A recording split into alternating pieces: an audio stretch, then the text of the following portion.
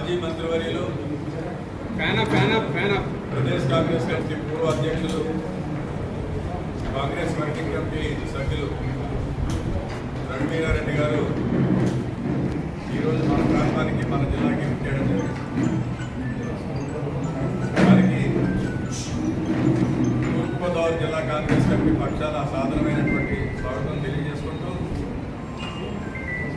వారితో పాటు జిల్లా కాంగ్రెస్ కమిటీ అధ్యక్షులు, రాష్ట్ర మహిళా కాంగ్రెస్ కమిటీ అధ్యక్షురాలు, అఖిల భారత యువజన కాంగ్రెస్ కార్యదర్శి మధు యాదవ్ గారు, అఖిల భారత యువజన కాంగ్రెస్ జాతరంకి పూజ కార్యక్రమానికి ఇన్ఛార్జ్ ఉన్నటువంటి రామారావు గారు, మా పార్టీ యొక్క అధికార ప్రతినిధులు, పార్టీ పెద్దలందరూ కూడా విజయేశ్వర వాళ్ళందరూ కూడా స్వాగతం తెలియజేసుకుంటూ గడిచినటువంటి 26 రోజులుగా దేశవ్యాప్తంగా కాంగ్రెస్ పార్టీ ఛాత్రోంకి కూంజ్ అనేటువంటి కార్యక్రమంలో విద్యార్థులందరినీ కూడా కలవడం, పేపర్ లీక్, ప్రశ్న పత్రాల లీక్కి సంబంధించినటువంటి విషయాలన్నింటినీ కూడా కూలంకషంగా వారికి తెలియజేయడం, చెప్పడం, ఇవన్నీ కూడా మనకు కూడా రాజమండ్రిలో ఆనాడు మనకి ఇక్కడ బ్రహ్మాండమైనటువంటి కార్యక్రమాన్ని నిర్వహించిన ఈ కార్యక్రమాన్ని ప్రారంభించారు. రాహుల్ గాంధీ గారి ఆలోచన మేరకు కాంగ్రెస్ అధ్యక్షులకి ధన్యవాదాలు తెలియజేసుకుంటూ, కాంగ్రెస్ పార్టీ ప్రధానంగా విధించినటువంటి పలు అంశాలలో ఇంకా 2 ప్రధానమైనటువంటి అంశాలు మన ముందు ఉన్నాయి. ఒకటి, 22 మంది విద్యార్థులు వారి యొక్క ప్రాణాలు కోల్పోయారు. వారికి ఈ దేశంలో విద్యా వ్యవస్థ ఎంతో పటిష్టంగా ఉండేది, చాలా పారదర్శకంగా ఉండేది, మెరిట్కు అగ్రతాంబూలం ఇచ్చేది, ఉద్యోగ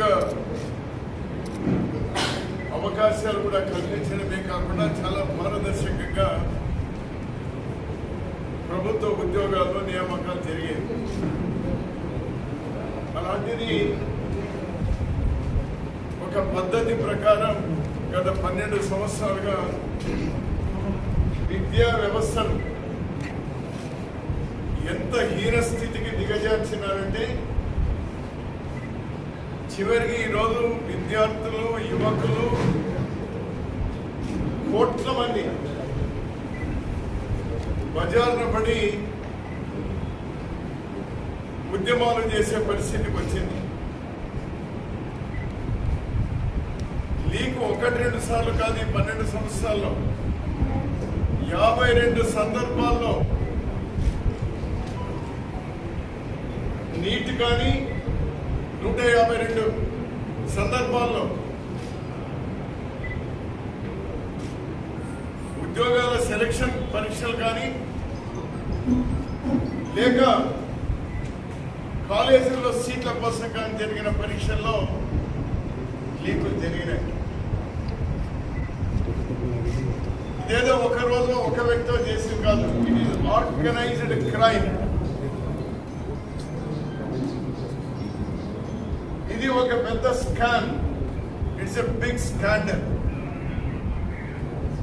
దీంతో డబ్బులు చేసుకున్నా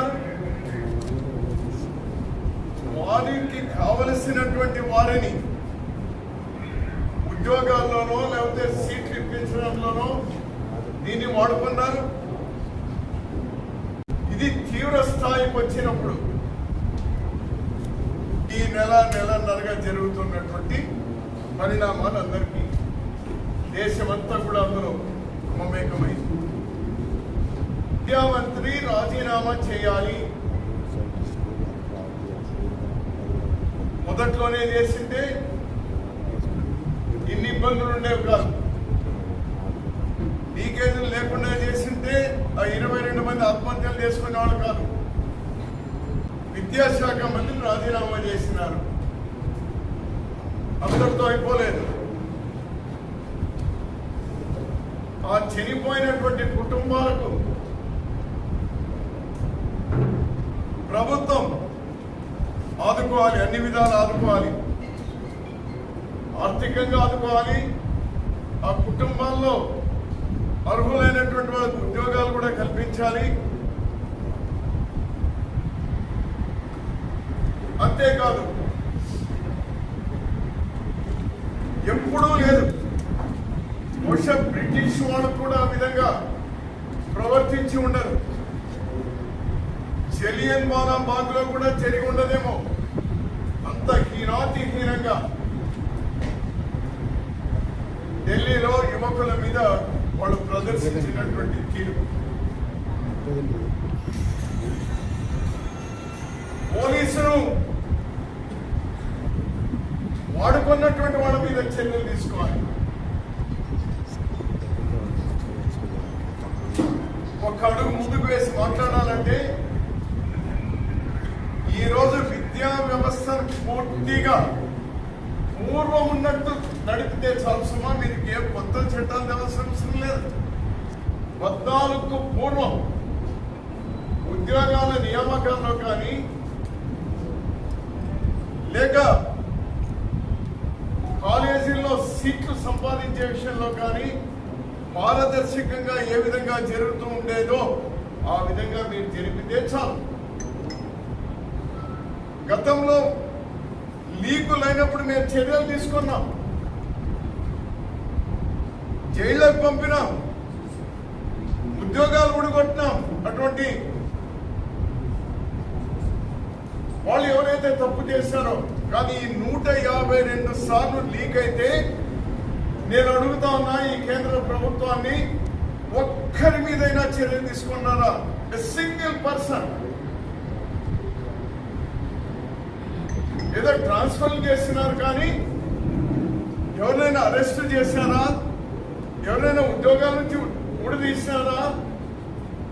లేక కరప్షన్ ప్రాక్టీస్ మీద వాళ్ళు ఏమైనా చర్యలు తీసుకున్నారా? లేదే. వీటి మీద ఈరోజు ధ్యాస పెట్టాలి. ఈనాడు ఈ దేశంలో ఉన్నటువంటి విద్యార్థులను, యువకులను మనస్ఫూర్తిగా నేను అభినందిస్తా ఉన్నాను. మహాత్మా గాంధీ దారిలోనే మీరందరూ కూడా నడిచినారు.